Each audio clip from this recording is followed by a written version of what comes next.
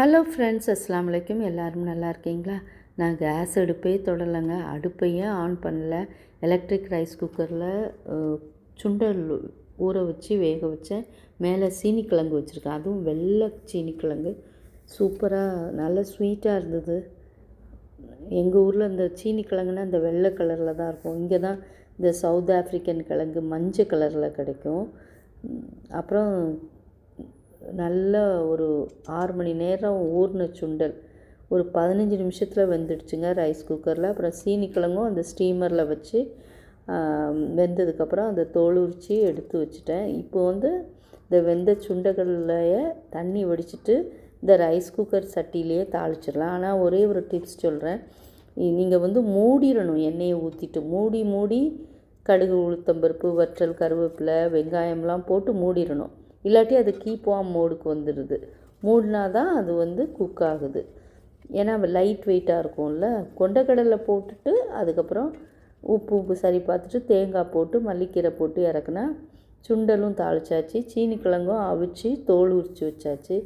இன்றைக்கி சிம்பிளாக ஒரு நோம்பு திறப்புக்கு சுண்டல் அவிச்சேன். கஞ்சியும் அதுலேயே பண்ணிடலாம் நீங்கள் ரைஸ் குக்கரில்.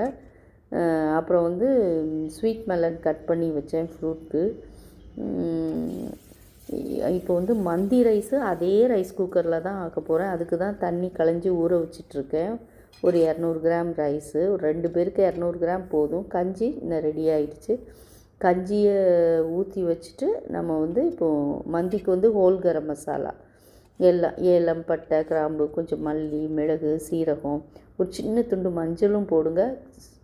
மந்தி கலர் நல்லாயிருக்கும்.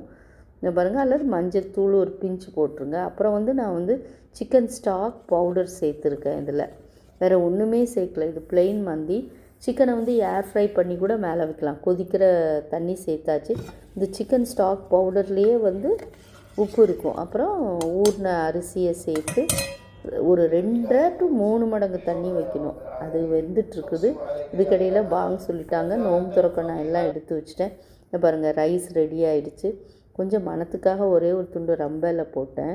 எப்படி பொலன்னு ரைஸ் குக்கரில் மந்தி ரைஸ் ரெடி ஆகிட்டு. ப்ளெயின் மந்தி ரைஸ் இதே மாதிரி செஞ்சு பாருங்கள். தாளிச்சிட்டு சூப் ஸ்டாக்கோ அல்லது சூப் க்யூபோ போட்டிங்கன்னா மந்தி ரெடி. அப்புறம் சிக்கனை நான் ஏர் ஃப்ரை பண்ணேன்.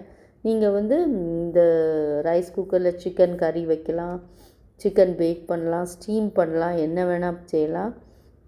இப்போ அந்த ஏர் ஃப்ரை பண்ண சிக்கனை மந்தி ரைஸ் மேலே வச்சு ஒரு ஸ்மோக்கி ஃப்ளேவர் கொடுத்தீங்கன்னா சூப்பராக ரெடி ஆகிடும்.